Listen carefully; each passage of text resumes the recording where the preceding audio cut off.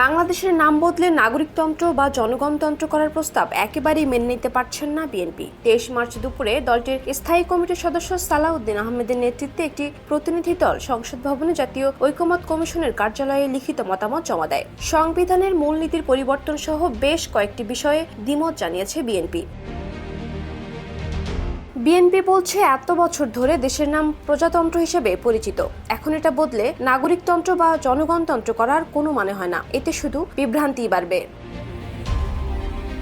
রাষ্ট্রের নাম পরিবর্তন, জাতীয় পরিচয়পত্র ও সংসদীয় আসন পুনর্নির্ধারণ ক্ষমতা নির্বাচন কমিশনের হাতে রাখা 1971 সালের মহান মুক্তিযুদ্ধ এবং 2024 সালের গণঅভ্যুত্থানকে এক কাতারে আনা। সংবিধানের মূলনীতির পরিবর্তন সহ বেশ কয়েকটি বিষয়ে দ্বিমত জানিয়েছে দলটি।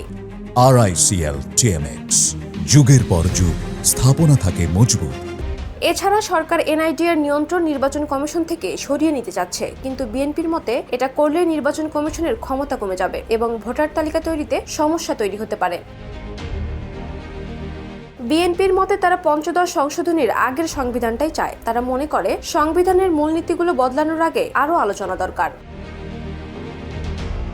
জাতীয় ঐকমত্য কমিশন ইতিমধ্যে সংবিধান ও রাষ্ট্র ব্যবস্থা সংস্কারে মতামত নিচ্ছে।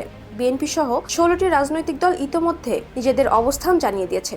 তাদের মতে দেশের বড় পরিবর্তন আনার আগে জনগণের মতামতকে গুরুত্ব দিতে হবে, নয়তো একের পর এক ভুল সিদ্ধান্ত নতুন সংকট তৈরি করবে।